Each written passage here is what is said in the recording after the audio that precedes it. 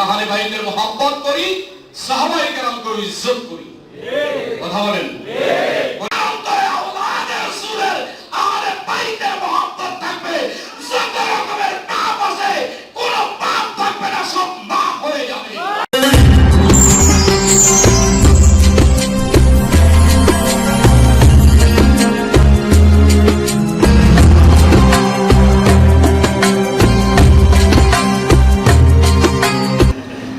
আবু বকর সিদ্দিক রাদিয়াল্লাহু তাআলা আনহুর কথা আল্লাহ সরাসরি কোরআনে পাকে বলেছেন, কোন সাহাবীকে, সবাই রাসূলের সাহাবী, কিন্তু কোন সাহাবীকে সরাসরি আল্লাহ রাসূলের সাহাবী বলেন নাই। একমাত্র আবু বকরকে সরাসরি রাসূলের সাহাবী বলে উল্লেখ করেছেন।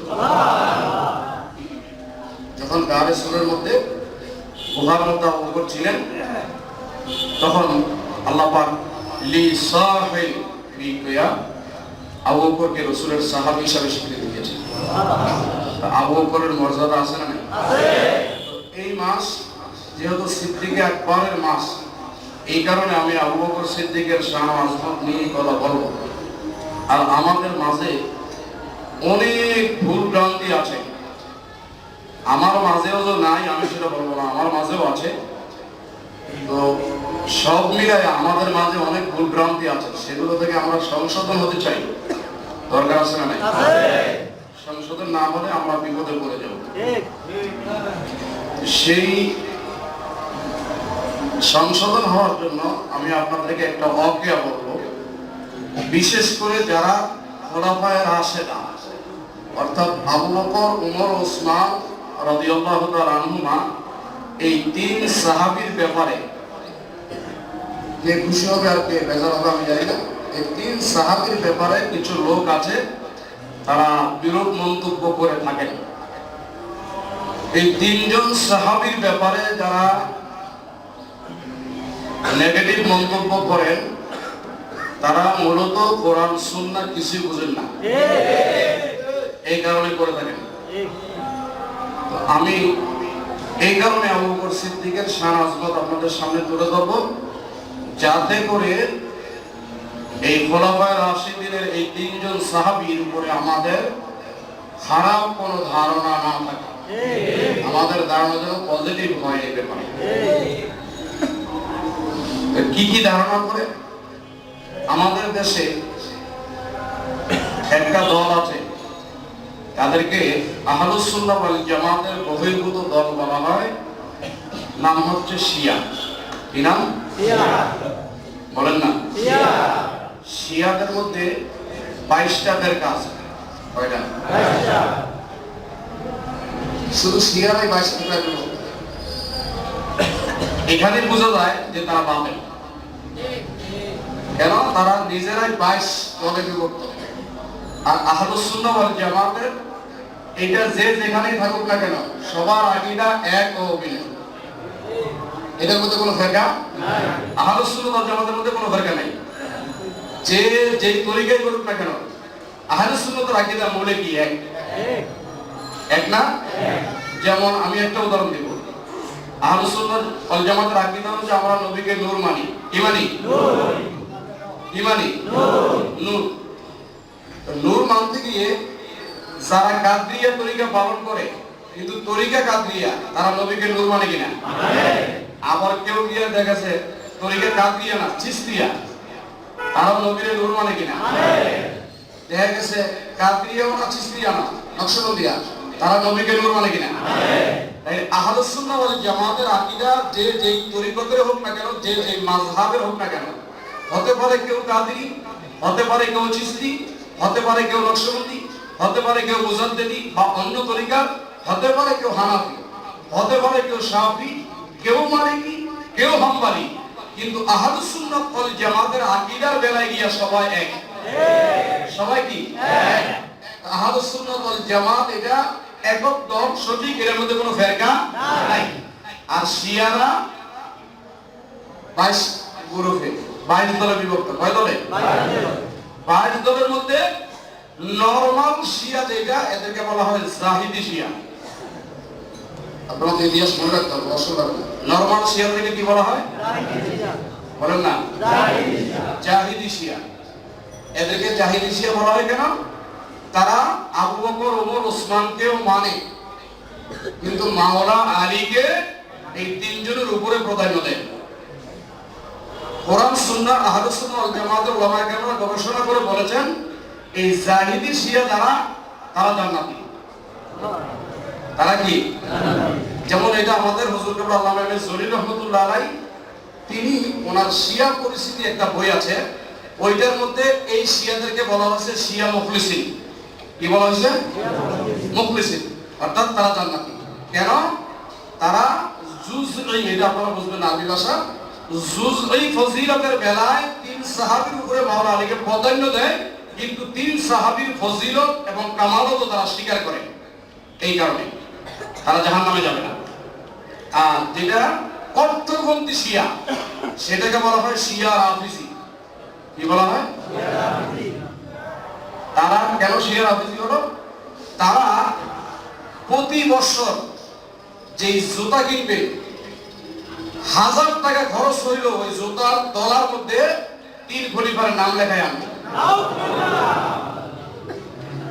3 খলিফার নাম লেখায়া ওই জুতা তারা ব্যবহার করে।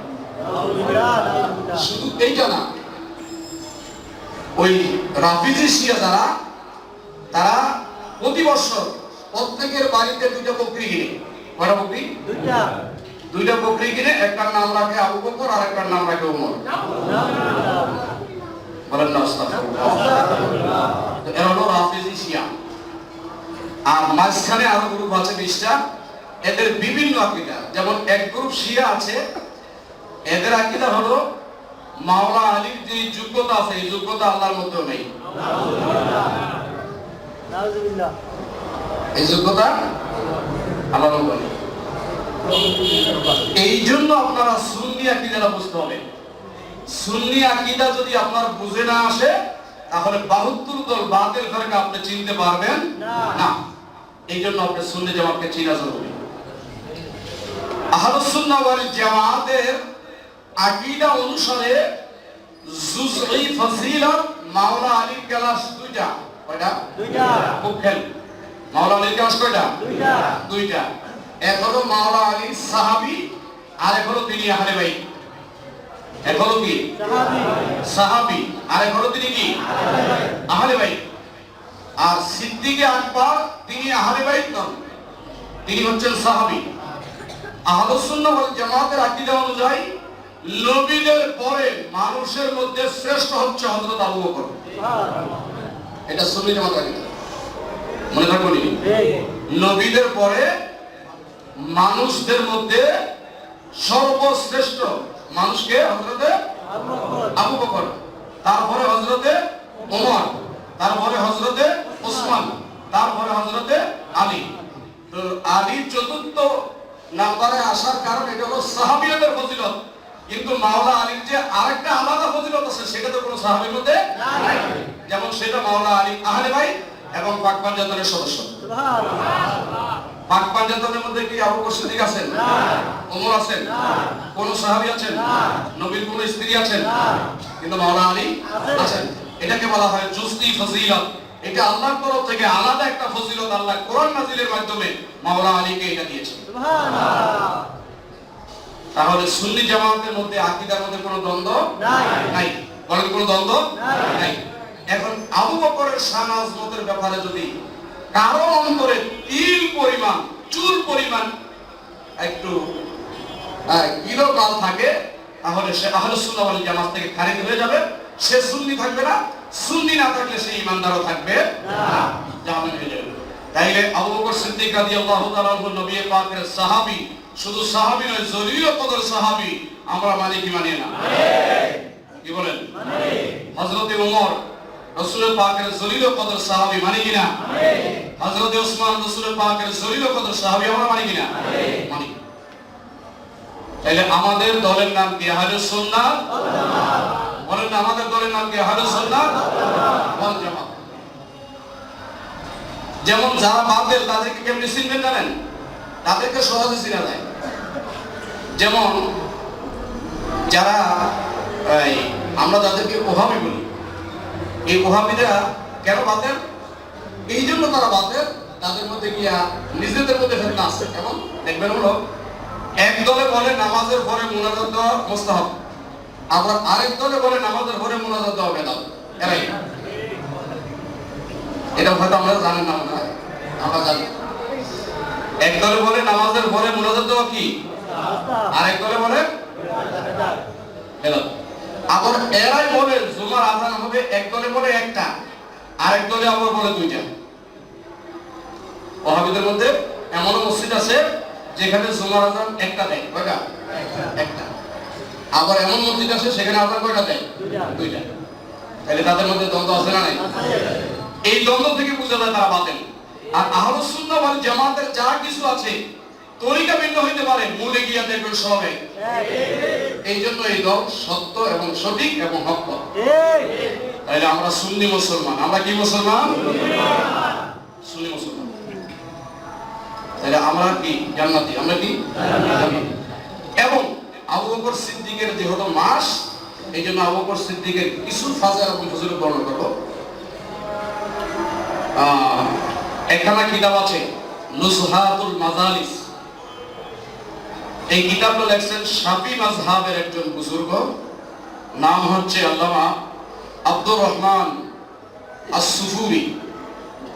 এরপরে আরেকটা কিতাব আছে শারহুস সুদূর, লেখছেন ইমাম জালালউদ্দিন সুয়ুতি। আরেকটা কিতাব আছে শাওয়াহিদুন নবুওয়াত, লেখছেন আল্লামা আব্দুর রহমান জামি। তিনটা কিতাবের মধ্যেই স্পষ্ট এই বয়ানটা দেওয়া আছে। ইয়ামেন দেশ থেকে একজন বুজুর্গ প্রতি বছর মক্কাতে আসতেন হজ করতে। কি করতেন? বলেন না, হজ করতে আসতেন। তো হজ করে তিনি মদিনা শরীফে যাইতেন, সেখানে সবসময় জিয়ারত করে তিনি বাড়িতে ফিরতেন। এক বছর তিনি হজ করে বড় আবেগ নিয়ে মদিনা শরীফে উপস্থিত হয়েছে। বলেন না সুবহানাল্লাহ। সবসময় তো মানুষের আবেগ এক থাকে না, এক থাকে। এক বছর তিনি খুব আবেগ নিয়ে মদিনা শরীফে উপস্থিত হয়েছেন এবং চোখের পানি ছেড়ে দিয়ে তিনি রাসূলের পাক সাল্লাল্লাহু আলাইহি ওয়াসাল্লামের দিকে মুখ করে, এখানে একটা মাসালা বলে দিই আপনারা যারা হজ করতে যাবেন, কারণ হজ করতে গেলে কিছু মানুষ ইমানদার হয়ে আসে আর কিছু মানুষ বেঈমান হয়ে আসে। যেমন আমরা বুঝেন নাই, হজ করতে গেলে কিছু মানুষ কি হয়ে আসে? ইমানদার হয়ে আসে, আর কিছু বেঈমান হয়ে আসে। এটা কারণ কি জানেননি? এটা বহু কারণ আছে। তো আপনারা যেন কেউ যদি কোনো সময় আল্লাহর সৌভাগ্য নসিবে রাখে হজে যান, আপনারা যেন বেঈমান হয়ে না আসেন, ইমানদার হয়ে আসেন, সেই কারণে কথাটা বলা।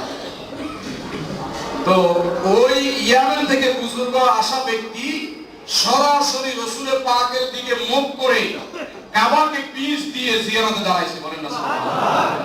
তাইলে বোঝা গেল কোরআন হাদিস প্রমাণ করে যে আজ থেকে 1200 বছর আগে, আজ থেকে 800 বছর আগে, আজ থেকে 200 বছর আগে, আজ থেকে 100 বছর আগেও রাসূলের পাকের জিয়ারত রাসূলের দিকে ফিরে ফিরে করা হতো। তার দিকে রওজার দিকে তাকায় তাকায় জিয়ারত করা হতো। এখন নতুন করে নিষেধ করে, নতুন করে যে নিষেধ করে এইটার পিছনে তাদের কোনো দলিল নেই, শুধু মন গড়া নিষেধ করে। এটার পিছনে কি নাই? কোনো দলিল নেই, মন গড়া নিষেধ করে। বড় বড় ওলামায়ে কেরামরা একমত হয়েছে, কেউ যদি রাসূলের পাকের রওজায় উপস্থিত হন তাহলে আদব হচ্ছে রাসূলের মুখের দিকে মুখ করে জিয়ারত করা, কিবলাকে পিছনের দিকে দেওয়া। যেহেতু রাসূল কাবারও রাসূল কি কাবারও কাবা, রাসূল জিন্দা না মরা? রাসূল যেহেতু জিন্দা, সেই জন্য জিয়ারতের সময় হাত রাসূলকে পিছনে দিয়ে চলে যাবে না, রাসূলকে সামনে দিয়ে হাত তুলতে হবে। এটা রাসূল ওয়াল জামাতের বিশ্বাস। তো ওই ব্যক্তি ইয়ামেন থেকে এসে তিনি হুজুরের পাকের বরাবর দাঁড়ায় হুজুরকে সালাম দিলেন এইভাবে মহব্বতে, আসসালামু আলাইকা ইয়া রাসূলুল্লাহ, আসসালামু আলাইকা ইয়া নবিয়াল্লাহ, আসসালামু আলাইকা ইয়া হাবিবাল্লাহ, আসসালামু আলাইকা ইয়া খায়রি খালকিল্লাহ, আসসালামু আলাইকা ইয়া সাইয়্যিদাল মুরসালিন, আসসালামু আলাইকা ইয়া শাফিয়াল মুজনাবিন, আসসালামু আলাইকা ইয়া রাহমাতুল লিল আলামিন। এইভাবে সালাম দিয়ে তিনি একটু এক কদম ডাইন পাশে সরলেন, আবু বকরের বরাবর হলেন। সেখানে গিয়ে তিনি সালাম দিলেন, আসসালামু আলাইকা ইয়া খলিফাতে রাসূলিল্লাহ, বলেন না সুবহানাল্লাহ। হে আল্লাহর রাসূলের খলিফা, হে আবু বকর, আপনার উপরেও সালাম। ওখানে সালাম দিয়ে আরো এক কদম ডান দিকে সরে ওমর ফারুকের বরাবর তিনি সেখানে গিয়ে সালাম দিলেন, আসসালামু আলাইকা ইয়া খলিফাতে রাসূলিল্লাহ ইয়া ওমর ইবনে খাত্তাব। সালাম যখন দিলেন, ওই বুজুর্গের পিছনে একজন রাফিজি শিয়া ছিল। কি শিয়া? রাফিজি। সে কেমন জানি শিয়া? হ্যাঁ, মানে কট্টরপন্থী, যিনারা আবু বকর ওমরকে ইরান ইসলামী বিপ্লবের ব্যাপারে খুব মজবুত। ইরানের রাষ্ট্রীয় ব্যবস্থাটাকে আমরা সমর্থন করি, কিন্তু ইরান সৌদি দখল করুক এটা আমরা চাই না। কারণ কি জানেন? এটার কারণ কি জানেন? ইরান রাষ্ট্রীয় এই পদ্ধতি, নিয়ম নীতি, সেটাকে আমরা সমর্থন করি। সেটা যদি কেউ পালন করে রাষ্ট্র সঠিক সুন্দর সমাজ গড়ে উঠবে। কিন্তু ইরান সৌদি দখল করবে এটা আমরা চাই না। কারণ চাই না কেন জানেন? ইরানিরা যখন ওই সৌদি আরবকে দখল করবে, তখন রাসূলের পাকের রওজাটাকে ভেঙে আবু বকর উমরের লাশকে তারা নদীতে নিক্ষেপ করবে। কারণ ইরানের মধ্যে অনেক রাফিজি শিয়া তারা কট্টরপন্থী। এই জন্য ওই রাফিজি শিয়া থেকে এই সৌদি ওহাবিরা ভালো। সৌদি ওহাবিরা কি ভালো? যেহেতু তারা আবু বকর উমরকে কি করে, কথা কি বুঝে আসেনি আমার? না, শিয়ারা যদি সৌদিকে কোনো সময় দখল করতে পারে, তাহলে তাদের প্রথম নিয়াতি হচ্ছে তারা আবু বকর উমরকে কি করবে, এগুলো তাদের আকীদা। তো যারা সাহাবায়ে কেরামের বিরুদ্ধে কথা বলে তারা কখনো সুন্নি হতে পারে না। তো ওই বুজুর্গ ব্যক্তি যখন রাসূলকেও সালাম দিল, ওই রাফিজি শিয়া খুব ভালো আছে। যখন হযরত আবু বকর ওমরকে সালাম দিয়েছে, তখন তার মন খারাপ, তার মাথায় একটা দুষ্ট বুদ্ধি যাচ্ছে। সে দুষ্ট বুদ্ধি প্রকাশ না করে বুজুর্গ ব্যক্তিকে গিয়ে খুব আদব, একটা কথা আছে না, অতি ভক্তি, বলেন না, এগুলো শিখতে হবে। আকীদা, আকীদা না শিখে ইমাম বাঁচাইতে পারবেন না। তো খুব আদব দেখায়া গিয়ে বলছে, আপনি তো বুজুর্গ মানুষ, রাসূলের পাকের আশিক, আপনি আমার বাড়িতে দাওয়াত গ্রহণ করেন। মনের মধ্যে শয়তানি, মনের মধ্যে কি শয়তানি। তো আল্লাহর ওলি প্রথম দাওয়াত নিতে চান নাই, ইতস্ত করছে যে না আমি দাওয়াত দেব। তারপরে আবার মনে খেয়াল হলো তিনি তো মদিনাবাসী। তিনি কি মদিনাবাসী, আমার রাসূলের প্রতিবেশী, এর দাওয়াত না নিলে যদি বেয়াদবি হয়ে যায়, রাসূল যদি আমার উপরে কি আদব দেখেন, রাসূল যদি আমার উপরে নাখোশ হয়ে যায়, মদিনাবাসী আমাকে দাওয়াত দিয়েছে, আমি যদি গ্রহণ না করি, সেই কারণে তিনি আদবের দিকে লক্ষ্য করে তিনি দাওয়াত নিলেন। তো ও বুজুর্গ ব্যক্তিকে বাড়িতে নিয়ে গেলেন, নিয়ে তো মেহমানদারি করাবে নাকি? কিছু না পারলে অন্তপক্ষে এক গ্লাস পানিও তো দিবে। কিন্তু ব্যতিক্রম ঘটনা ঘটল, আল্লাহর ওলিকে নিয়ে হাত পা বেঁধে ফেল। শত্রুতা হলো, সে আবু বকর ওমরকে কেন সালাম দিল? শত্রুতা কি? আবু বকর ওমরকে কেন সালাম দিল? সেই রাফিজি শিয়াদের মতো আমাদের দেশে কিছু কঠোর ভণ্ড আছে, রাসূলকে সালাম দাও, ওলি আমাদেরকে সালাম দাও যাইব না। আছে না? আছে। ওই শিয়ার দাবি তুমি রাসূলকে সালাম দিছো, বাবা আমার আবুকে সালাম দিলে কি? আছে না? আছে। তো তাকে হাত পা বেঁধে বেশি কিছু করে নাই, এমন একটা কাজ করছে, সেটা হলো তার জিহ্বাটা টেনে ধরে একবারে গোড়া থেকে জিহ্বাটা কেসি দিয়ে কেটে দিয়েছে। জিহ্বাটা কি করছে? কেসি দিয়ে কেটে হাত পা বাঁধ ছেড়ে দিয়ে তার হাতের মধ্যে জিহ্বাটা দিয়ে যাও তোমার আবু বকর ওমরের খাও ঠিক করে দিবে। আল্লাহু আকবার। বলছেন তোমার আবু বকর ওমরের কি বলো ঠিক করে দিতে বলো। ওই লোক এখন জিহ্বা ছাড়া কি কথা বলা যায়? চোখের পানি সারে আর ওই জিহ্বাটা হাতে করে আল্লাহ রাসূলের পেয়ারা রাসূলের দরবারে হাজির হয়েছেন। কথা তো বলতে পারেন না, কিন্তু অন্তর থেকে আরজ করলেন, রাসূল অন্তরের খবরও জানে কিনা। তো জিহ্বাতে কথা বলতে পারতেছে না, জিহ্বা নাই, কিন্তু অন্তর থেকে রাসূলের দরবারে আরজি করলেন, ইয়া রাসূলুল্লাহ আমার তো এই গতি। কিন্তু হঠাৎ আল্লাহর কুদরতের কারিশমা বুঝা বড় কষ্ট। তিনি এই জিহ্বা কাটা অবস্থায় যন্ত্রণা ভুলে গেলেন, তিনি তন্দ্রায় এসে গেছে, ঘুমায় গেলেন। ঘুমের মধ্যে দেখতেছেন আল্লাহর প্রিয় রাসূল ডাইনে আবু বকর বামে ওমরকে নিয়ে তার সামনে হাজির হলেন। তাইলে আল্লাহ রাসূল অন্তরের খবর জানেন কি না? উনি তো মুখ দিয়ে কিছু বলে না, শুধু অন্তরে বলছে। আল্লাহ রাসূল যে মানুষের অন্তরের খবরও জানে, এইটা বুখারী শরীফের মধ্যে হাদিস আছে। কোথায়? বুখারী শরীফ হাদিস। দেখেন কেমন হাদিস। আল্লাহ রাসূল একদিন নামাজ পড়াইতেছেন, সালাম ফিরে বলতেছে, সাহাবীরা তোমরা রুকু আর সাজদা ঠিকমতো করো, রুকু আর সিজদা ঠিকমতো করো। আমি কিন্তু পিছনেও দেখি, সামনেও দেখি, ডাইনেও দেখি, বামেও দেখি, উপরেও দেখি, নিচেও দেখি।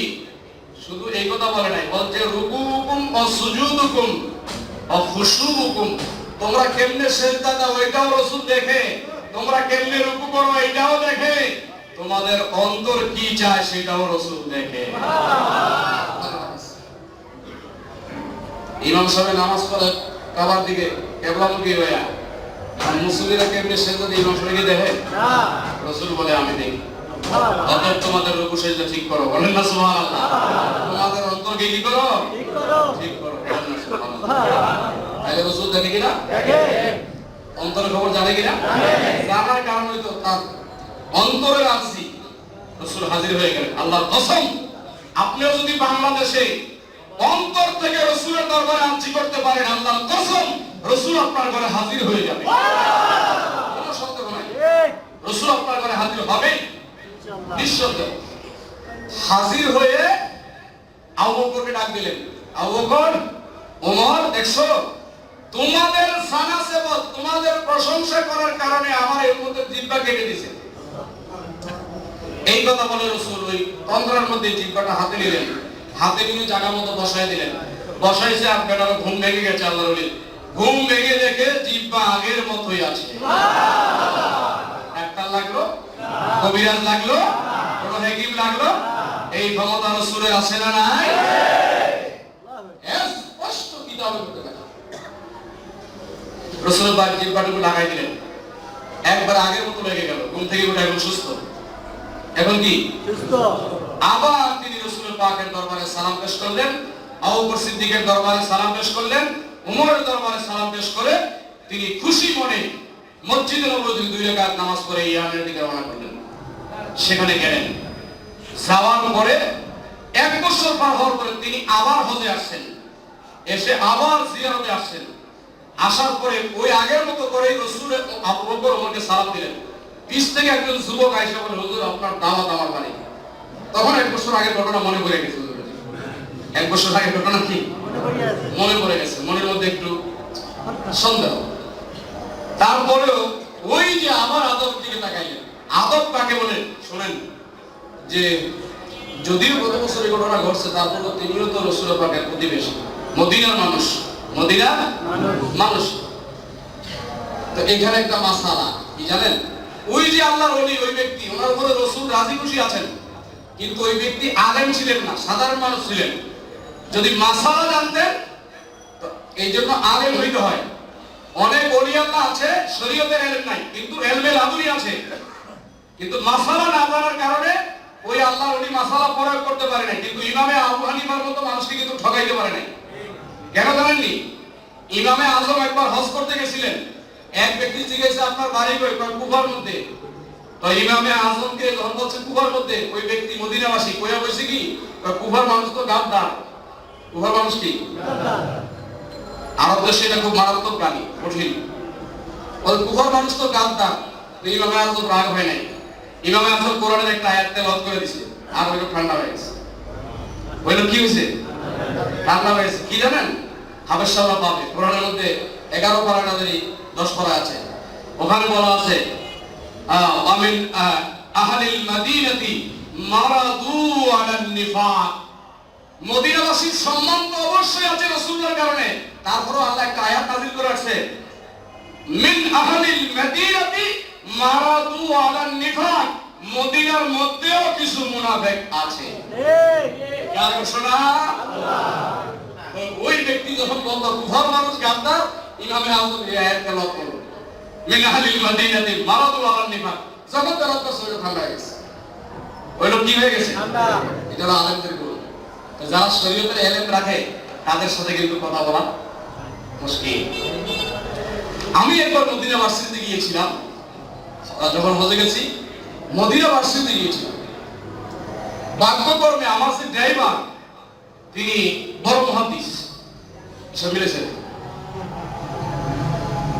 আমাদের দেশের মুহাদ্দিসের গাড়ি চালায়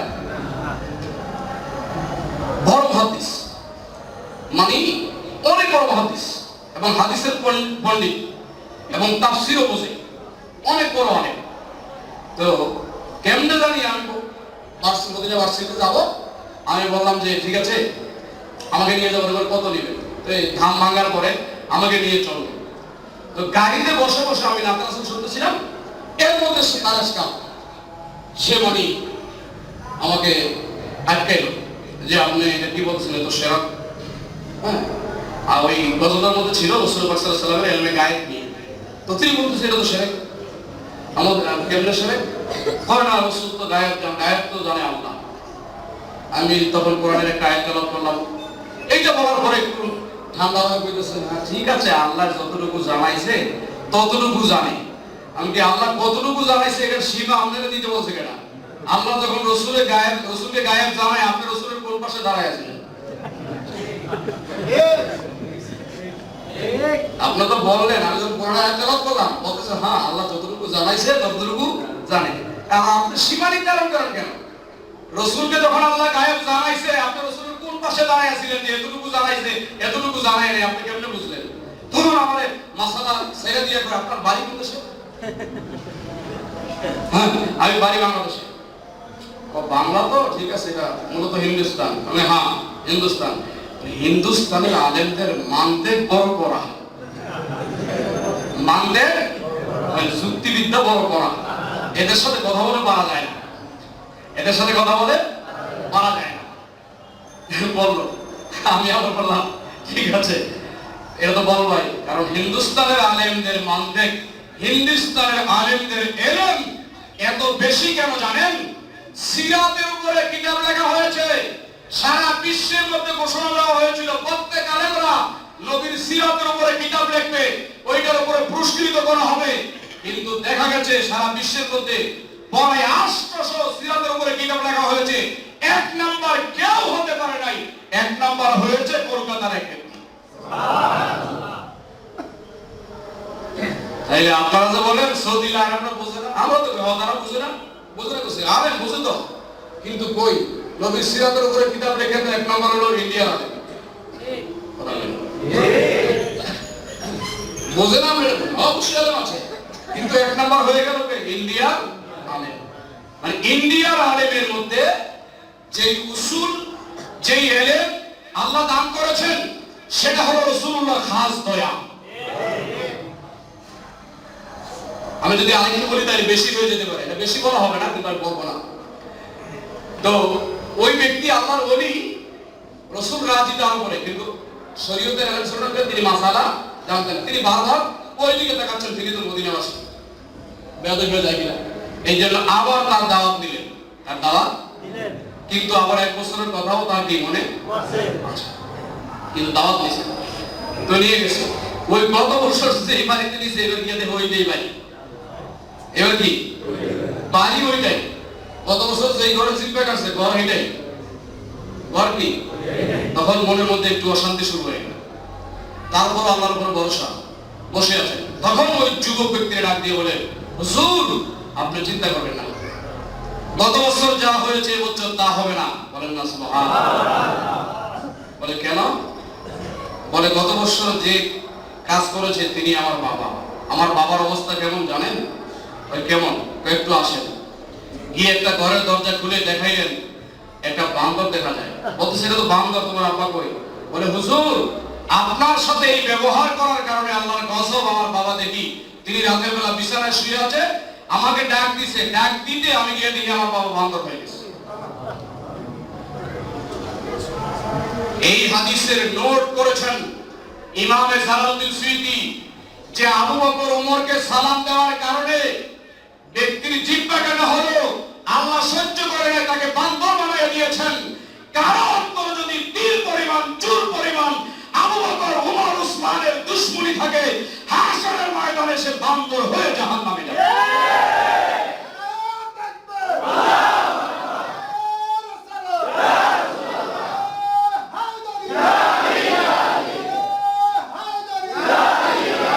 তাইলে আবু বকর ওমরের সাথে দুশমনি রাখা যাবে না, উসমানের সাথে দুশমনি রাখা যাবে না। কিন্তু দুর্ভাগ্য, আমাদের কপাল পড়া কিছু তরিকতপন্থী লোক এই লাইনে ঢুকে গেছে। কিছু তরিকতপন্থী এই লাইনে ঢুকে গেছে। আজকে তরিকত বলে আর আবু বকর ওমর উসমানের ব্যাপারে তারা বিরূপ মন্তব্য করে। এটা জাহান্নামীদের একটা রাস্তা, মনে রাখবেন।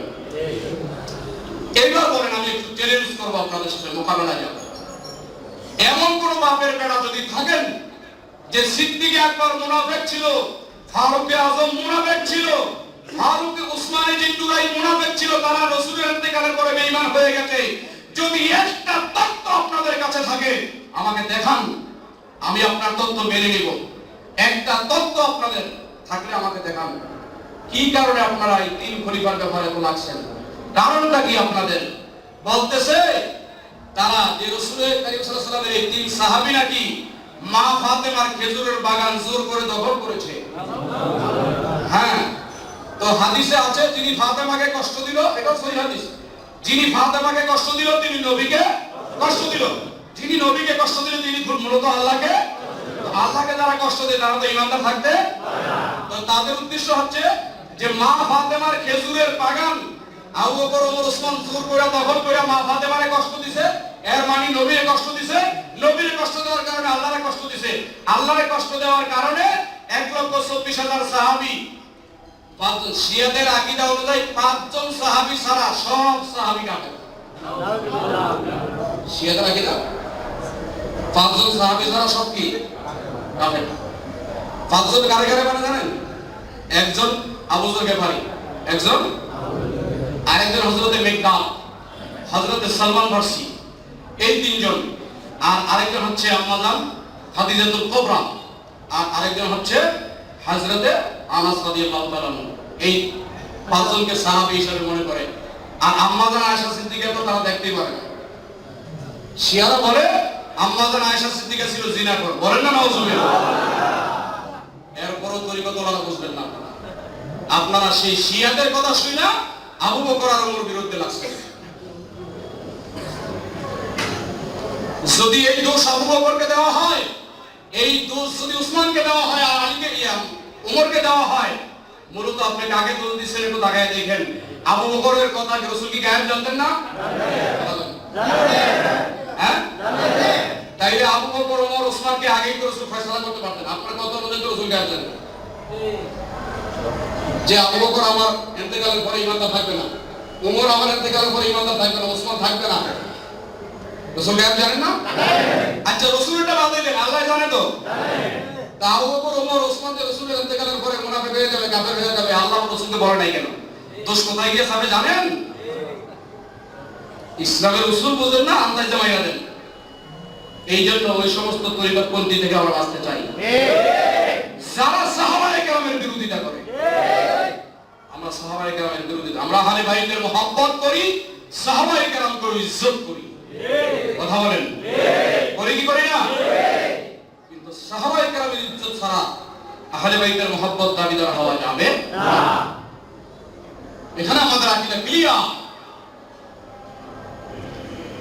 এতটুকু আমাদের আকীদা, তারপরেও আমাদেরকে শিয়া বলে, তাহলে আপনাদেরকে কি বলবো? আমি কথা বোঝেন নাই মনে? হ্যাঁ, আমাদের আকীদা এতটুকু কি ক্লিয়ার, স্পষ্ট, তারপরেও আমাদেরকে কি বলে? আর এর বাইরে গেলে কি হবে? তাহলে আপনারা কি শিয়া না সুন্নি? হ্যাঁ, সুন্নি। তাহলে সুন্নিদের আকীদা সাহাবায়ে কেরামকে মানতে হবে কি হবে না? তবে ওই লোক ওর বাড়িতে গেলেন আর মেহমানদারি করলেন মন মতো, আর তার বাবার অবস্থা দেখে আসলেন, কিন্তু আল্লাহর কাছে দোয়া করছেন, আল্লাহ সে ভুল করেছে, তারা মাফ করে দাও। সাথে সাথে তার তন্দ্রা এসে গেছে। রাসূলুল্লাহ বলছেন তুমি মাফ করার কে, তুমি মাফ চাওয়ার কে? সে তো তোমার সাথে অন্যায় করে নাই, তোমার জিহ্বা কেটেছে তো আমার আবু বকরের সাথে বেয়াদবি করার কারণে। আবু বকর ক্ষমা না করলে ক্ষমা হয় না। আবু বকর ক্ষমা না করলে ক্ষমা হবে না। আপনারা কোরআন সুন্নাহ গবেষণা করুন, শুধু শুধু বিভ্রান্তমূলক মন্তব্য করবেন না, যাবেন না ওদিকে। এরপরে শুনুন আবু বকর কেমন ছিল। আবু বকর ছিল ওই ব্যক্তি রাসূল পাক সাল্লাল্লাহু আলাইহি সাল্লামের, আমি দেখ এই বকেরা বলছিলাম আপনাদেরকে যে স্বপ্ন দেখছিলেন চাঁদ তার করে, এইটা দেখে যখন রাসূলের কাছে তিনি মুসলমান হলেন, মুসলমান হওয়ার পরে রাসূল বলছেন, বাবা তুমি যে ঈমান আনছো এই কথা কারো কাছে বলবে না, মক্কায় কারো কাছে বলবা না, তবে সুযোগ পেলে গোপনে গোপনে দাওয়াতের কাজ করবা। কেমনে? গোপনে গোপনে। তাও বলছি ইয়া রাসূলুল্লাহ, এটা কি করে সম্ভব? আমি ঈমান আনছি আর এটা গোপন রাখবো, কারো কাছে বলতে পারবো না, এটা কি হয়? না হুজুর, আমি এটা মানতে পারবো না। তারপরেও রাসূল বলছে, না বাবা একটু ধীরে ধীরে, একটু কি ধীরে ধীরে। তাও দীর্ঘদিন চুপ ছিল। মুসলমানের সংখ্যা যখন মুসল্লি শিখিয়ে না আসছে, তখন আবু বকরের অন্তর বড় হয়ে গেছে। অন্তর কি হয়ে গেছে? মুসলমান কয়জন? 39 মাথায় গিয়ে যখন দাঁড়াইছে আবু বকর অন্তর পড়ে গিয়ে, হুজুর আমি আজকে মক্কা হেরাতে গিয়ে সরাসরি মানে লা ইলাহা ইল্লাল্লাহ ঘোষণা দিব। রাসূল বলছেন, না বাবা দিও না। বলে, না হুজুর এখন অনুমতি দেন। তো হুজুর অনুমতি দিলেন। দেওয়ার পরে হেরাম শরীফে গিয়ে সরাসরি বুক খুলে ডাকছে, এই কাফেররা আসো, তোমাদের এই ভূত পূজা দেবী পূজা ছাড়ো, এক আল্লাহকে মানো, ঈমান নিয়ে আসো, আল্লাহ রাসূলকে মেনে নাও। এই কথা শোনা মাত্র মক্কার কাফেররা চতুর্দিক থেকে পাথর নিক্ষেপ করতে লাগলো। একা ছিলেন, পাথর খাইতে খাইতে খাইতে খাইতে খাইতে খাইতে আবু বকর বেহুশ হয়ে গেলেন। এখন আর হুঁশ জ্ঞান নাই, একবারে বেহুশী অবস্থায় আছেন। একজনে দৌড়ে গিয়ে সেদিন আবু বকর সিদ্দিকের মায়ের কাছে খবর দিল, উম্মুল খায়ের কাছে, যে তোমার ছেলে এই ব্যাপার সম্ভবত মরেই গেছে। তো মা, তিনি চিৎকার করে আসলেন, আরে ছেলেটারে বললাম মুহাম্মদের কাছে যাইস না, আর মুহাম্মদের কাছে গিয়ে আজকে ছেলের এই অবস্থা। তো তিনি দৌড়ে খানায় কাবার নিকট গিয়ে দেখলেন সিদ্দিক আকবরের হুঁশ জ্ঞান নাই। তো সেখানে পানি ডাললেন, চৌতুনের তেল মালিশ করলেন, হুঁশ আসে না।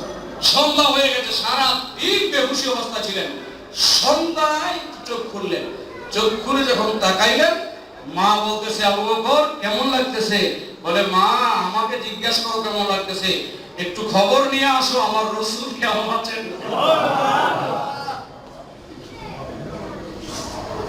একটু খবর নিয়ে আসো আমার রাসূল কেমন আছেন। কি করে সে সিদ্দিকের বিরুদ্ধে তোমরা কথা বলো? পাথর খেতে খেতে বেহুশ হয়ে গেলেন। সারা দিন বেহুশী অবস্থায় চোখ খুলে যিনি রাসূলকে স্মরণ করেন, তিনি বুঝি রাসূলের আহলে বাইতকে চিনেন না। কি বলেন? চিনি কি চিনে না? তিনি ছিলেন না রাসূলের আহলে বাইতকে। যিনি স্বয়ং দেখেছেন আহলে বাইত, আর তোমরা দেখো নাই, তিনি আহলে বাইত ছিলেন না। চোখ খুলে বলতেছে, আমার রাসূল কেমন আছেন। মা বললো, বাবা এই কথা আর বলো না, তুমি পাথর খায়া অস্থির হয়ে আছো, এই কথা বলো না, বন্ধ করো এই কথাটা। বলছে, মা আমি ঘরে যাবো না যতক্ষণ পর্যন্ত আমার রাসূল কেমন আছে এটা জানতে না পারবো। আমি খবর নিয়ে আসবো আমার রাসূল কোথায় আছেন, খবর নিয়ে আসো। তো আবু বকর সিদ্দিকের মা ভয় পেয়ে গেলেন, এখন যদি আমার খবর নিয়ে যাই। তখন আবু বকর সিদ্দিকের একজন বোন, তিনিও মুসলমান ছিলেন, নাম হচ্ছে উম্মে জামিল। জামিল কানে কানে আবু বকর সিদ্দিককে বলতেছে, ভাই তুমি এই কথা বলিও না রাসূল কেমন আছে, কোন জায়গায় আছে, এটা এখন বলার দরকার নাই। তারা আবার যদি রাসূলের খোঁজ পায়, হয়তো রাসূলকেও তার আঘাত করতে পারে, এই কথা বন্ধ রাখো। আমি যাচ্ছি চুপে চুপে গিয়ে রাসূলের খবর নিয়ে আসবো। এই কথা বলে উম্মে জামিল দৌড়ে গেলেন মক্কাতে। হযরতে আরকাম রাদিয়াল্লাহু তাআলা আনহুর ঘরে গিয়ে দেখলেন কিছু সাহাবায়ে কেরাম নিয়ে হুজুর বসা। উম্মে জামিলকে দেখে রাসূল দাঁড়ায় গেছেন। উম্মে জামিল কথা বলার আগেই রাসূল বলতেছে, আমার আবু বকর কেমন আছে। এদিকে ইশকের কারণে আবু বকর বলছে রাসূল কেমন আছে, এদিকে মাসুক আশিককে স্মরণ করতেছে, আমার আবু বকর কেমন আছে। উম্মে জামিল চোখের পানি ছেড়ে দিয়ে বলছে, ইয়া রাসূলুল্লাহ, এই ব্যাপার। রাসূল বলে, চলো আমি দেখতে যাবো। উম্মে জামিল বলে, ইয়া রাসূলুল্লাহ, এই মুহূর্তে আপনি বাইরে হবেন না, সন্ধ্যাবেলা আমি আবু বকরকে নিয়ে আসতেছি। হযরতে আবু বকর বোন উম্মে জামিল আর মা উম্মে খায়রের কাঁধে ভর করে রাসূলের কাছে আসতেছে। সারাদিন বেহুশ ছিলেন, পাথর খেয়ে অসুস্থ হয়ে আছেন, কিন্তু রাসূলকে দেখে পাগল সুস্থ হয়ে গেছে। রাসূলকে দেখে পাগল সুস্থ হয়ে গেছে। রাসূলের পাকের কদমে চুমা দিয়ে বলে, ইয়া রাসূলুল্লাহ, আপনার নজরে খারাপ, আমি বেঁচে আছি, আপনি দোয়া করেন আমার মাও যেন আপনার উপর ঈমান নিয়ে আসে। রাসূল পাক দোয়া করলেন, সাথে সাথে আল্লাহ দোয়া কবুল করলেন। ওখানেই মা বললেন, হুজুর আমাকে পড়ায়া দেন লা ইলাহা ইল্লাল্লাহু মুহাম্মাদুর রাসূলুল্লাহ। সেই আবু বকরের মর্যাদা আমার আল্লাহর কাছে আছে না? আছে। কথা বলেন না, আছে না? এই মাসের 22 তারিখে যিনি ওফাত করেছেন, আপনারা জানেন না আবু বকর কি ছিল? ইন্তেকালের 6 মাস আগে অসুস্থ হয়ে গেছে। বড় বড় সাহাবায়ে কেরাম এবং কি হযরতে আলী, মাওলা আলী পাক পরামর্শ দিলেন, হে আবু বকর, আপনি এত অসুস্থ হয়ে গেছেন, কেরামত কি করে চলবে? আপনি একটু ডাক্তার কবিরাজের কাছে যান, আপনাকে আমরা নিয়ে যাই। মাওলা আলী বললেন। আবু বকর বললেন, ভাই আলী, আমাকে তো ডাক্তারের কাছে নিব, আমার তো কোনো রোগ হয়নি। বলে, না, আপনি দিন দিন শুকিয়ে যাচ্ছেন, আর আপনার চামড়া থেকে মানুষ পোড়ার গন্ধ পাওয়া যায়, মনে হয় যেন কোনো মানুষ আগুনে পুড়ে গেছে, এরকম গন্ধ আসতেছে। তা আবু বকরকে ডাক্তারের কাছে নিয়ে গেছে, কবিরাজের কাছে, হাকিমের কাছে, জ্যোতিষীর কাছে নিয়ে গেছে। সবাই বলতেছে, আরে এর তো কোনো রোগ হয় নাই। লোক বলতে তো লজ্জা হয়, লোকটা বুড়া মানুষ, কিন্তু এই লোকটা জানি কার প্রেমে পড়েছে, ওই প্রেমে কলজা জোরে ছাই হয়ে গেছে। কেউ কারো প্রেমে পড়লে শুনছেন দেহের থেকে আগুন পোড়া গন্ধ, চামড়া পোড়া গন্ধ আসে? আজ পর্যন্ত শুনছেন আপনারা? কিন্তু বাস্তব সিদ্দিকে একবার শুরু থেকে এই মানুষ পোড়ার গন্ধ পাওয়া যায়। তখন মাওলা আলী বলল, আমরা আর বুঝতে বাকি নেই। জ্যোতিষী, হাকিম, কবিরাজ, ডাক্তার সবাই বলছে এই লোকটা প্রেমে পড়েছে। ইনি কার প্রেমে পড়ে নাই? রাসূলুল্লাহকে হারাইয়া তিনি অসুস্থ হয়ে পড়েছিলেন। রাসূলের প্রেমে তার কলিজা পুরো ছাই হয়ে গিয়েছে। এই আবু বকর সেই আবু বকর, রাসূল পাক ইন্তেকালের সময় ওনাকে ওনার কাছে রাখেন নাই। মাওলা আলী জিজ্ঞেস করেছে, হুজুর, আবু বকর জীবনে আপনার সাথী, কিন্তু আপনি ইন্তেকাল করার সময় তারে বিদায় দিয়েছেন, কারণ কি? রাসূল বলছে, আলী, আমার আবু বকরের কলিজাটা নরম, তার সামনে যদি আমি বিদায় গ্রহণ করি, তিনি কলিজা ফেলে সাথে মারা যাবেন, সহ্য করতে পারবেন না। এই জন্য আবু বকরকে রাসূল একটা বাজারের ব্যাগ দিয়ে বলছে, বাবা, তোমার হাতে বাজার নাই, তুমি বাজার করে দিয়ে আসো, আয়েশা আমার সাথে সাক্ষাৎ করো। তবে সেই সাক্ষাৎটা হবে একটু ভিন্ন ধরনের। আবু বকর রাসূল বলছে বাজার করতে, বাজার নাই, ব্যাগ নিয়ে বাজারে গেছেন। বাজার করে রাস্তা দিয়ে আসতেছেন, হঠাৎ করে একজন দাঁড়ায় বলছে, আবু বকর কই গেছিল? বলে, হুজুর তো আমারে বাজার করতে পাঠাইলেন, বাজার করে দিয়ে আসো। তো বলছে, তুমি কি জানো খবর কি? বলছে, রাসূল তো দুনিয়া থেকে বিদায় হয়েছে। অবস্থাটা এমন ছিল, সিদ্দিক একবার বাজারের ব্যাগটা হাত থেকে পড়ে গেছে, হাত থেকে বাজারের ব্যাগ পড়ে গেছে। পাথর যেমনি দাঁড়ায় থাকে, একবারে সোজা হয়ে দাঁড়ায়, কথা নাই। দীর্ঘ সময় চুপ করে দাঁড়ায় থাকে, এক কদম, দুই কদম। আস্তে আস্তে আমাদের আয়েশা সিদ্দিকা হুজুরের কাছে গেলেন, গিয়ে পর্দা উঠে দেখতেছে রাসূলের পাক সাদা রঙের একটা চাদর গায়ে দিয়ে শুয়ে আছে। কদমটা উঠাইয়া যখন ঘরের দরজার ভিতরে দিলেন, আর বললেন, ইয়া রাসূলুল্লাহ, মক্কা মদিনা কোথাও গেলে আবু বকরকে রেখে যান নাই, আবু বকরকে সব সময় সঙ্গে নিয়ে যেতেন, এবং কি গভীর রাতে হিজরতের সময় আবু বকরকে ভুলেন নাই।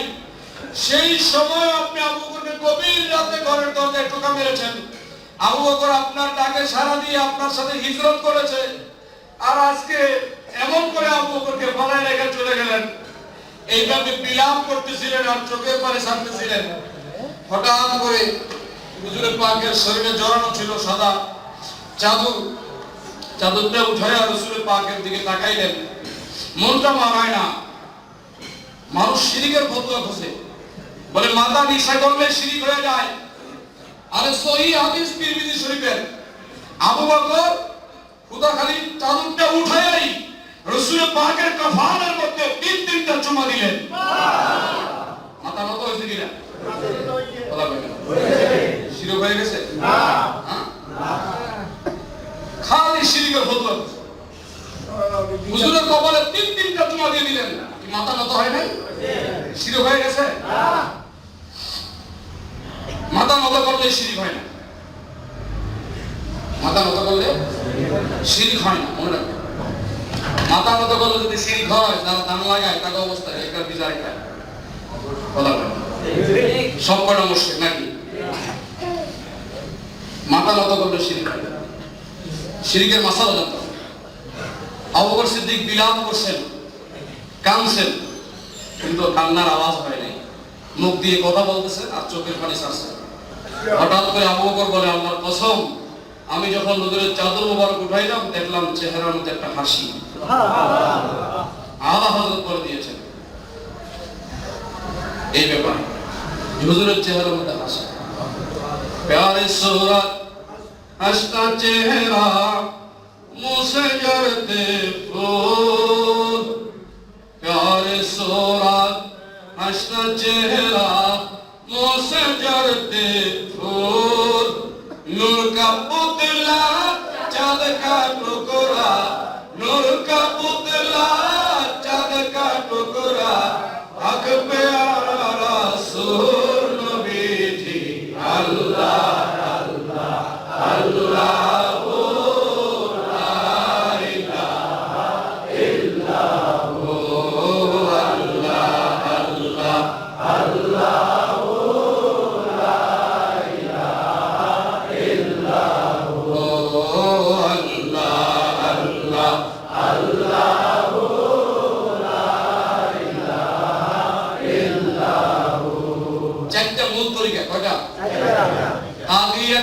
তরিকার মূলে পাওয়া যায় মাওলা আলীকে। কাকে পাওয়া যায়? নকশবন্দিয়া মুজাদ্দিদিয়ার মূলে পাওয়া যায় কাকে? আবু বকরকে। কিন্তু আহলে হাদিসদের প্রশ্ন, তরিকা যদি হয় আবু বকর আলী থেকে আইলো কেন? আর দুই সাহাবী কি আছে? ওমর ওসমান কি আছে? আমার নবী বলে না, আবু বকর আমার হিজরতের বিছানার সাথী, হযরতে আলী হিজরতের রাতে আমার বিছানার সাথী, আর আবু বকর আমার সেই গুহার সাথী। এই দুই কারণে, এক আলী জীবনকে ব্যাখ্যা করে রাসূল পাকের মৃত্যু জেনে রাসূলের বিছানায় শুয়ে গেছে, আবু বকর মৃত্যু জেনে রাসূলের সাথে হিজরত করেছেন। এই জন্যই দুই সাহাবীকে আল্লাহ মর্যাদা দিয়ে দুই সাহাবীর নামে তরিকা করে দিয়েছেন। সবচেয়ে মজার বিষয় হলো দুই সাহাবী রাসূলুল্লাহর শ্বশুর, দুই সাহাবী রাসূলুল্লাহর জামাই। দুই সাহাবী কি? শ্বশুর। হযরতে আবু বকর রাসূলের শ্বশুর, হযরতে ওমর রাসূলের শ্বশুর, হযরতে ওসমান ও আলী রাসূলুল্লাহর জামাই। হযরত আলী রাসূলুল্লাহ জামাই, হযরত ওসমান রাসূলুল্লাহ জামাই মানলেন, শ্বশুর মানলেন না? কথা বলেন না? আচ্ছা, বাহ্যিক দৃষ্টিতে জামাই বড় না শ্বশুর বড়? আপনারা কি বলেন, আপনাদের শ্বশুর কি আপনার চেয়ে বড় না? জামাই বড়? সম্মানের দিক দিয়ে কে পাবে সম্মান? আগে সম্মান পাবে কে? এটাই তো স্বাভাবিক নিয়ম নাকি? আর যদি কোনো শ্বশুর এসে জামাই পায়ে সালাম করে মানুষ দেখলে কি করবে? কিন্তু করতেও তো পারে কোনো সময়, পারে কিনা? হ্যাঁ, রাসূলুল্লাহর শ্বশুর ছিলেন আবু বকর, রাসূলের শ্বশুর ছিলেন ওমর, কিন্তু আজীবন দুই শ্বশুর হইয়া রাসূলুল্লাহর কদমে চুমা খায় গেছে। শ্বশুর জামাই কদমে চুমা খায়, এটা কোন ধরনের সিস্টেম? আল্লাহ কয় আমার রাসূল তো ওই রাসূল, তিনি রাসূল, তিনি কারো জামাই না, তিনি কারো সাথে আত্মীয়তার সম্পর্ক নাই, তিনি হচ্ছে আমার রাসূল। বলেন না সুবহানাল্লাহ। আপনাকে আত্মীয়তার সম্পর্ক দিয়ে দেখা যায়? আল্লাহ কোরআনে বলে দিয়েছে পরস্পর পরস্পরকে যেভাবে আহ্বান করো এইভাবে রাসূলকে আহ্বান করা যাবে না। তোমরা মামাকে মামা বলে ডাক দাও, আব্বারে আব্বা বলে, কিন্তু রাসূলুল্লাহ শানে এগুলো বলা আল্লাহ কোরআনের আয়াত নাযিল করে হারাম করে দিয়েছেন। রাসূলুল্লাহকে মামা বলা যায় ছিল না, রাসূলুল্লাহকে দুলাভাই বলা যায় ছিল না, রাসূলুল্লাহকে খালু বলা যায় ছিল না, রাসূলুল্লাহকে বাবা বলা যায় ছিল না। এমনকি সাহাবায়ে কেরামের জীবনে এমনকি খাতুনে জান্নাত কোনদিন রাসূলুল্লাহকে আব্বা বলে ডাকতে নাই, সব সময় বলতেন ইয়া রাসূলুল্লাহ। কারণ ওনার সাথে কারো আত্মীয়তার সম্পর্ক চলে না। কোন সম্পর্ক? ঈমানের সম্পর্ক। আমরা কি রাসূলুল্লাহর আত্মীয় সম্পর্কে ঈমান আনছি? নাকি লা ইলাহা ইল্লাল্লাহ মুহাম্মদ রাসূলুল্লাহ, আল্লাহ ছাড়া কোনো মাবুদ নাই, মুহাম্মদ আল্লাহ রাসূল। আল্লাহ নিষেধ করে দিয়েছে রাসূলকে এগুলো বলা যাবে না। এবং এইটা বলে নাই, বলছে পরস্পর যেভাবে কথা বলো রাসূলের সাথে এইভাবে কথা বলা যাবে না। তো রাসূলের আদব আছে না নাই? আছে। আমরা আদব শিখতে রাজি আছি কিনা? আদব হলো সবচেয়ে বড়। তাইলে আহলুস সুন্নাহ ওয়াল জামাতের আকীদা, খোলাফায়ে রাশিদিন, সাহাবায়ে কেরাম সত্যের মাপকাঠি মানতে রাজি আছি না নাই? কে কে রাজি আছেন? সাহাবায়ে কেরাম সত্যের মাপকাঠি, বলে সাহাবায়ে কেরাম সত্যের মাপকাঠি। দরকার আছে না নাই? নাকি এর বিপরীত যাবেন? না। তবে জুজই ফজিলতের মধ্যে দিয়া আহলে বাইতের মর্যাদা বেশি, সেইটার তুলনা চলে না। কেমন? এখানে একটু মাসালা আপনাদেরকে স্পষ্ট করি। সেটা হলো আবু বকর রাসূলের শ্বশুর, আলী রাসূলের জামাই এবং চাচাতো ভাই। এখানে একটু খেয়াল করেন। আবু বকরের হিজরতের রাতে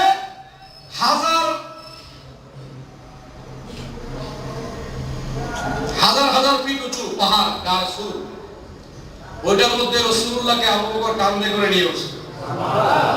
আবু বকর রাসূলুল্লাহ হাইটা উঠতে দেন না, হাইটা উঠতে হুজুর আপনি হাঁটতে পারবেন না, আমি আপনাকে কাঁধে করে নিয়ে যাব। রাসূলকে দুই কাঁধে করে আবু বকর সেই পাহাড়ের গুহায় বসেন। এটার নাম হলো আবু বকরের মর্যাদা। আর মাওলা আলী ওই ব্যক্তি যেদিন মক্কা বিজয় হয় সেই দিন আল্লাহ রাসূল বলেছে, আমি তো আবু বকরের কাঁধে করে গাড়ি শুয়ে উঠেছি, আজকে তুমি রাসূলুল্লাহর কাঁধে উঠে কাবা করে মূর্তি ভেঙে দিবে। এটাকে বলা হয় জুজরি ফজিলত। কি ফজিলত বলা হয়? এই ব্যাপারে কোন সুন্নি আলেমদের দ্বিমত নেই, সবাই একমত। আবু বকর হচ্ছে ওই ব্যক্তি যিনি রাসূলুল্লাহকে কাঁধে করে পাহাড়ে ওঠেন, আলী ওই ব্যক্তি যিনি রাসূলুল্লাহর কাঁধে চড়ে মক্কা বিজয় করেন। এই জন্য সর্বদিকে আমাদের মাসলা মাসাইল জানতে হবে। এই জন্য আপনাদেরকে বলি আপনারা কিতাব পড়েন। কি বলেন? কিতাব পড়েন, বাংলা কিতাব হলেও পড়েন। যত পড়বেন তত জ্ঞান বাড়বে। পড়বেন না জ্ঞান বাড়বে। দরকার আছে না? কি বলেন? দরকার আছে না? তবে আওলাদ রাসূলের মর্যাদা আলাদা। আওলাদ রাসূলের মর্যাদা কি? একটা ঘটনা বলে শেষ করছি। আওলাদ রাসূলের মর্যাদা কেমন? বাগদাদের মধ্যে আনোয়ারুল আরিফিন কিতাবের নাম, দুরাতুন নাসিহিন কিতাবের নাম, কুররাতুল লাতিফ কিতাবের নাম, এবং কি তাফসীরুল রুহুল বায়ানের মধ্যে আছে। বাগদাদের মধ্যে একজন আওলাদ রাসূল সাইয়্যিদ জাদি, একজন নারী, সুন্দর চেহারা। তিনি কি কারণে ঘর থেকে বের হয়েছেন? এমন টাইমে দুর্দর্শ ডাকাত তাকে অপহরণ করেছে, নিয়ে গেছে। তো ডাকাতরা তার সর্দারের কাছে নিয়ে গেছে যে ওস্তাদ জি, আজকে এক সুন্দরী মেয়ে পাইছি, এরকম মেয়ে আমরা জীবন দেখি। দেখবে করতে এরকম সাইয়্যিদ জাতি, বলেন না সুবহানাল্লাহ, রাসূলের আওলাদ। তো ওই রাসূলের আওলাদ সাইয়্যিদ জাতি যিনি ছিলেন, তিনি পরিচয় দিলেন, বাজানরা আমি সাইয়্যিদ আওলাদ রাসূল, তোমরা আমার সাথে ব্যবহারই করিও না। তখন ওই ডাকাতের সর্দার তার অন্তরে লাগছে, ইয়া আল্লাহ, রাসূলের আওলাদ।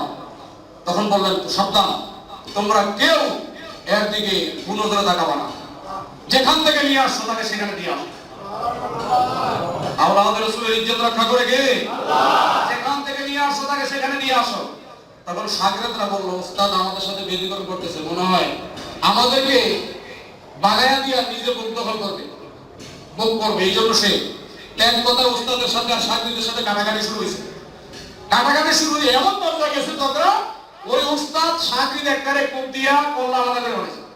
এই কথা কিন্তু ঝগড়া গেছে এই সাইয়্যিদ জাতিকে নিয়ে।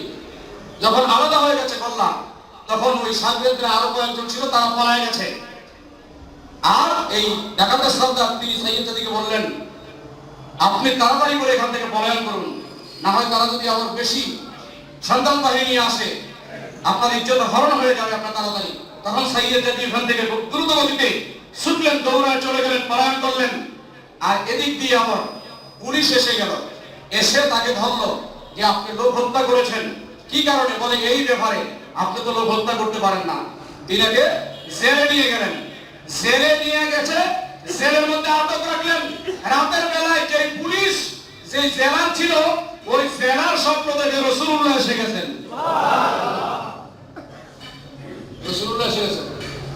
আচ্ছা, রাসূল কি কারো হত্যা করার পক্ষে? হ্যাঁ, কাউকে হত্যা করার পক্ষে নাকি রাসূল? কিন্তু ওই লোকটা হত্যা করে অপরাধ করছে কিনা? অপরাধ করে নাই। একটা লোক হত্যা করে বেঁচে অপরাধ, বিশাল অপরাধ।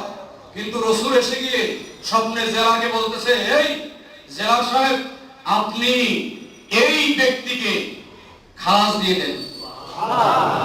এই ব্যক্তিকে বলছে, আপনি কে? আপনাকে তো চিনেন, এই লোক তো অপরাধী। বলে, যত অপরাধ আছে একে খালাস দিয়ে দেন, এর অপরাধ আল্লাহ মাফ করে দিয়ে দেন। অপরাধ আল্লাহ কেন? বলে, তিনি আমার আওলাদের ইজ্জত রক্ষা করেছেন। মানুষ হত্যা করেও, এত বড় অপরাধ করেও ক্ষমা পেয়ে গেলেন আল্লাহর দরবার থেকে রাসূলের আওলাদের ইজ্জত দেওয়ার কারণে। মুসলমান মনে রাখবা, যার অন্তরে আওলাদের রাসূলের আহলে বাইতের মহব্বত থাকবে, যত রকমের পাপ আছে কোনো পাপ থাকবে না, সব মাফ হয়ে যাবে।